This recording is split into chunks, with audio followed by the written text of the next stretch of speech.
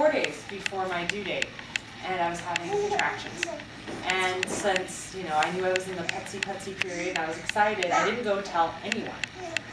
I did the opposite of, you know, calling everybody, oh, I'm in labor, I'm in labor. Did not tell a soul. So I was having contractions every 15 minutes all day, went to my doctor's appointment, got checked out. My blood pressure was high, probably because I was nervous. Doctor sent me to the hospital. Monitored my blood pressure. Then that's when my husband found out I'd been having contractions all day because they woke me up to a few. Anyone can tell. So if you're having contractions, you should probably tell your husband. Sent me home, but I wouldn't let the doctor tell me how far dilated I was because I didn't want to get too excited. I didn't want it to like mess with my head.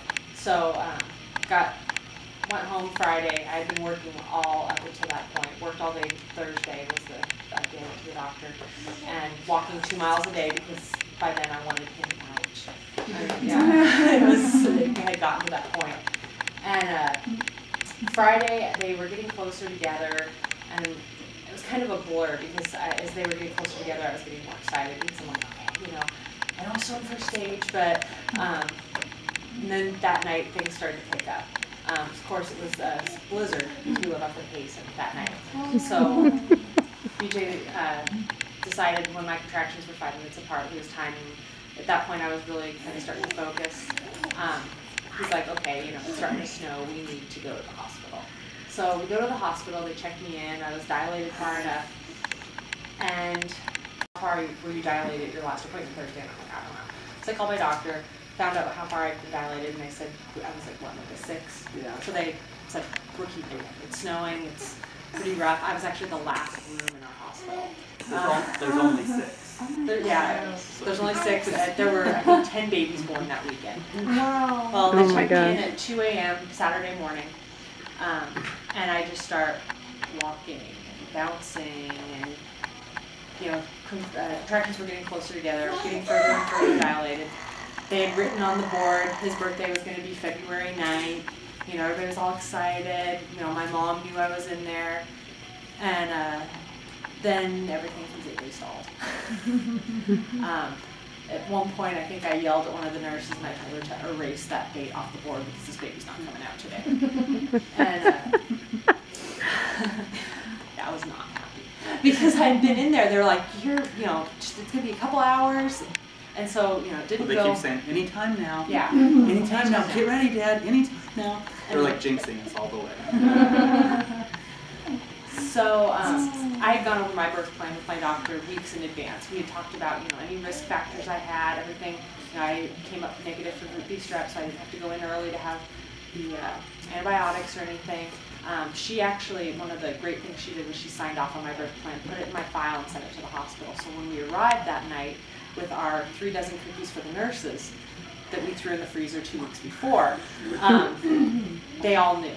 So the only thing I had was I had one nurse that really wanted me to have the hep block because the doctor said I didn't have to have an IV. So I had a hep block. But they let me walk, monitored me every 45 minutes. They were really good about, I mean, I must have logged like 100 miles in that hospital. Because by 6 o'clock Saturday night, and I checked in 2 a.m., he was still inside. And I stalled out at 8, I think it was. The doctor was like begging me at that point. She's like, can you break your water? And I was like, no, you can't break my water. It's not going to happen. Because, you know, I've taken this class. This is how it's going to go. And I'm not letting you break my water. Well, again, blizzard that weekend. So at 9 o'clock, she says, you know, I'm not feeling good. I've got a cold. I'm going home, and you're not going to see me till tomorrow morning. So I let her break my water. At 10 o'clock Saturday night, she broke my water. He was born at 3:30 a.m. Sunday morning on February 10th. So for me, you know, I had to kind of come to terms with that. You know, okay, this isn't going to be how I planned it, but if I give up this one thing, because as soon as she broke my water, the contractions got really intense, and it was. They had been intense, but it was a totally different, they were just like on top of each other at that point.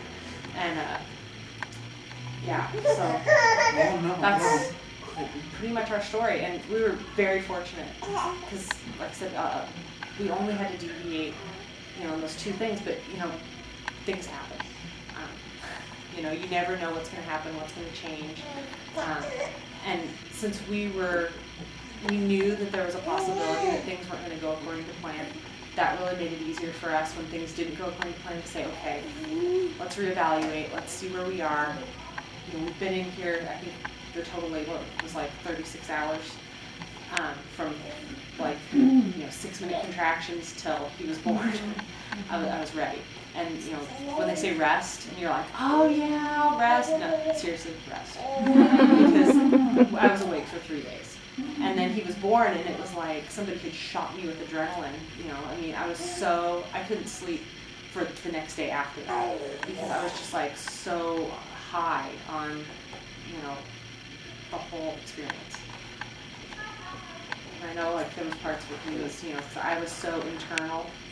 I could like almost like paint you what the contractions looked like because I started, they were rhythmic as far as I knew what to expect. It was like, okay, once it feels like this, then it's going to go away for a while. But we did, this class was invaluable to us. We did all the positions because we waited for so long. And we called Krystyna and Bruss. Yeah, about hour 20. I think the phone call started to the Bowmans. I said, we're not sure what to do. We've been here this long. And they're so awesome to say, well, what's going on? Where are you guys at? Oh, here's what's next. Tell them about your invention. Yeah, I've got my invention. Hold on, I'll grab Did you bring it? Yeah, oh yeah. Yeah. It's a Bruss. It's his. So Krystyna, what helped you the most? Well, he's pulling it out. What helped you the most as far as BJ's coaching? Like, what was the thing that you liked the most? He kept me from freaking out, I guess, when it had gone on for so long. Because, he really kept me calm, and he's like, it's going to be okay, we're in this stage, and you're showing signs of this. At one point I started throwing up, and that was fun, because I was walking the hallway, and it was like, okay, I like would learn where the bathrooms were. It's like, okay, the contraction would hit, and it was like, bathroom, But, yeah, I guess that was the biggest thing, was after, what got me was I was just so tired. It wasn't the pain, because the pain, I just knew that I was getting, a baby. It was a purposeful pain. And I don't want to say it wasn't that bad, but especially a year later, looking back, it was such a short period of time. Even though I was in labor for so long, it's a blink of an eye. It's not like when you have like a back pain, or you throw your back out or your neck hurts and you're like, oh, just miserable. Because it was just bursts. It wasn't like constant. And so for him, I guess it was the exhaustion. That's what, because I was falling asleep and the contraction would hit and wake me up. So I hadn't slept for days. All right, so my little invention. We made some great relationships in this class. And a buddy of mine, Jake, and I, we sat in the front row every week. We called it the splash zone because the videos, And so our invention, we're both way into sports. Everybody knows. So we came up with this quarterback sleeve. Nice. And the quarterback sleeve has got it's got everything. So it's got, from our book, we just broke it down, and it's got all the different, phases of labor, what to look for, questions to ask. And I literally wore this in the hospital. And it was a saving grace, I kid you not, because there's those moments when you see your wife and she's in so much pain, you don't know what's going on. And the doctors were really good to leave us alone. We have the lights off, we have the door shut. There's a Bradley birth, and they all some of them rolled their eyes, some of them gave us their blessing, but regardless, they let us be. I had a radiologist tell me a couple days before that there was no way I was going to be able to do it. And I wanted to hunt her down the next day and tell her, because that's, I think, one of the biggest things that kept me going too, was like the negative people, because I wanted to show them, Spite. Yeah.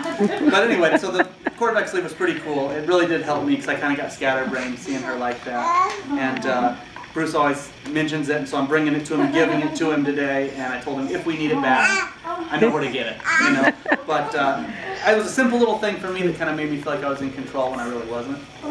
But you guys check it out if you want to. Yeah, well, I can't take all the credit. It was somebody, Jake and myself, collaboration on the idea. Yeah, him and his wife, they were the first to give birth in our class. In fact, they didn't make it to the last class.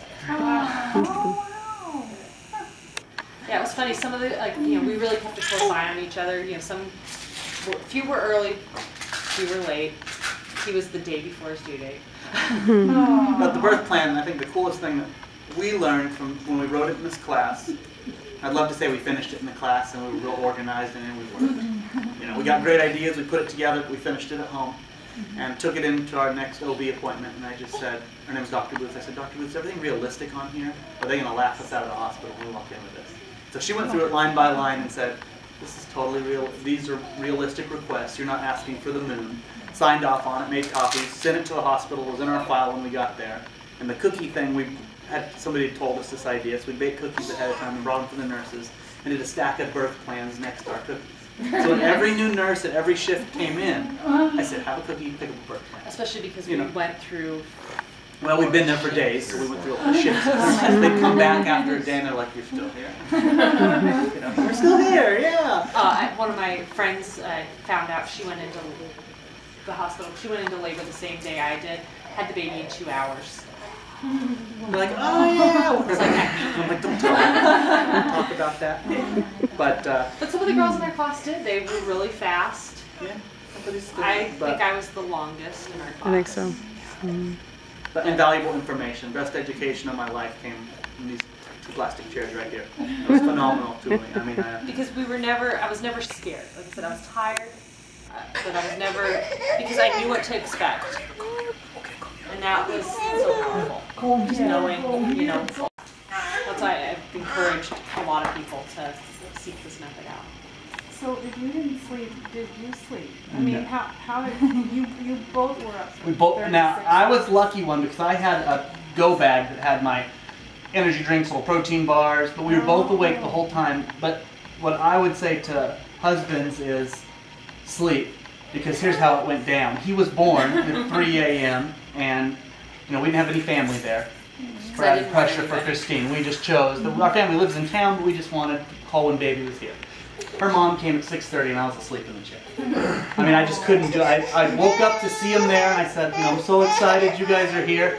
I have to go to sleep. I just can't do this anymore. I was, you know, he didn't have the adrenaline. So, you know, I lost that little window that morning because I was just like, this is. And then he slept really good when we first got home from the hospital, so we were very lucky in that we were able to catch up on some rest there. But yeah, that was something if I had to do over again. And it's hard because in that moment you're so excited and you're just like, I don't want to, but knowing what I know now, the rest would have been. Maybe batshit crazy? Yeah, maybe batshit crazy. Well, I have to keep it light, yeah. Do you guys So yeah, do you guys have any other when all the questions? doctors and the staff in the hospital felt the armband, they're just like, what a good idea. And I'm That like, is so good. I don't know, for me personally, education and knowledge quells fear. And having that right there, and I had the book in the room, you know, I was like, okay. But I still got to the point with the armband and everything that I was calling the Bowmans. You know, I'm like, we're 20 hours in, I'm not sure what's going on. And obviously, as you guys all know, they're phenomenal. And they talked me right down, and everything turned out fine. But Any reflections postpartum? Like, Just early breastfeeding, or if that's what you guys are doing? yeah, actually, I was really lucky, besides being able to talk to Krystyna, Luke and Molly, Luke's mom, friends with, and she actually loaned me all these books, and she gave me her cell phone number. So that's actually probably the biggest thing, is if you have a good structure around you with people that are breastfeeding too, that way you can say, gosh, you know, even little things. Like I remember all of the girls from our class were on a secret Facebook together. And I read that Francis's little boy had green poop, and it was because he was getting too much formilk. And then when he had green poop, it was like, okay, the nurses told me to change boobs every, 10 minutes. When you're doing that, you're giving them too much formilk, and they're not getting enough hind milk, and that's going to make them poop green. Thank you, Francis. So that was, one of the biggest things was, because had I lived down here, we would have gone to La Leche weekly meetings. Because there were things that I was scared about, and I was, not sure about. So I just relied on the girls, because like I said, I was the last one, so most of them had kids that were a couple months older. So I would say, gosh, you guys have gone through this. And then one of the other girls out of our group pumped exclusively for the first few months, and she was a really big inspiration until she worked through all of her. What happened to your picture? I'm leaving it here. You knock yourself out. And I'll tell you what, more than that, if you want the PDF format of that size, give Bruce your email and he'll forward it to me, dude, I'd be happy to share every little bit of my knowledge. Yeah, this would be great. And I would say, postpartum for the husbands, anybody that offers you help, don't be proud. They want to make you a meal. They want to bring you a bag of diapers. My mom, he was like a week old. She's like, "Do you want me to come to the house? You guys can go to Walmart." And we were just like, 5 minutes, just a moment. I mean, I'm not too proud to accept the littlest bit of no socks. And I was gonna say the other thing with like breastfeeding is definitely invest in good bras. I got a couple from here because that makes a big difference when you're feeding them. Just to be able to like, I've learned I wear a tank top with another shirt underneath it because at this age, that cover is not staying on them. It doesn't matter how modest you are. I mean, I've been in the mall. I was at the zoo today, so this helps to kind of cover. You know, once you get proficient at it, it's at first it was like everywhere we went, I'd like nurse them in the car, and, nursing with the cover. And when they're first born, that's fun. But when they get to this age, she's like, "What's going on out here?" Pulls it off. So that's what I even need diaper baggage for.